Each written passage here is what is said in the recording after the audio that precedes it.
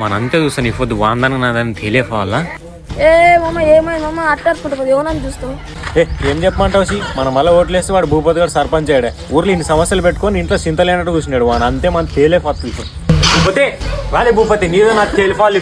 ఏం పెంచలయ్యా అంత కోపం మీద అసలు దాదా కూర్చుంటా. ఈ మరాయిలకేం తక్కువ లేదులే. నేను గెలిపించింది ఏంటికి ఊరు సమస్యలు తీరుస్తావనే కదా. ఊర్లో ఇన్ని సమస్యలు పెట్టుకొని నీ ఇంట్లో నువ్వు కూర్చుంటావా? ఒకసారి మీ ఇంటికి ఓట్లాడడానికి వచ్చినప్పుడు ఏమన్నా గుర్తుందా పెంచలయ్యా?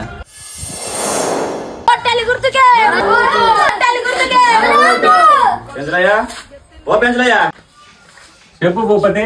బాగున్నావా? బాగున్నప్ప పెంచలయ్యా. ఈసారి కూడా మన గొడ్డల గుర్తుకే ఓటేసి నన్ను గెలిపియండి అయ్యా. మన ఊర్లో ఏం సమస్యలు ఉన్నా ప్రతి ఒక్క సమస్య తీర్చి మన ఊరు అభివృద్ధి ప్రదంగా ముందుకు తీసుకొని వెళ్తా పెంచలయ్యా. సరేలే మళ్ళీ అవన్నీ నాకేమి. మా ఇంట్లో మరి 8 ఓట్లు ఆగుడప్ప.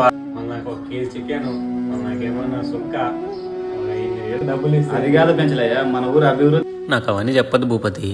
నాకు డబ్బులు కావాలా, ముక్క సుక్క.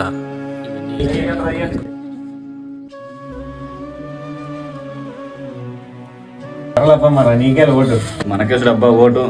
ఎన్ని ఇచ్చావప్ప మరి నీకే కొంటే ఎవరి కోసం? నీకేలే. ఊర్లో ఎన్ని సమస్యలు ఉంటే నాకేం పెంచలయ్యా. మీరేమన్నా ఊరు అభివృద్ధి కావాలన్న ఓటేసినారా? డబ్బులు తీసుకునే కదా ఓటేసిందయ్యా. ఏం ముఖం పెట్టుకుని అడగడానికి వచ్చావయ్యా ఊర్లో సమస్యలు ఉన్నావని?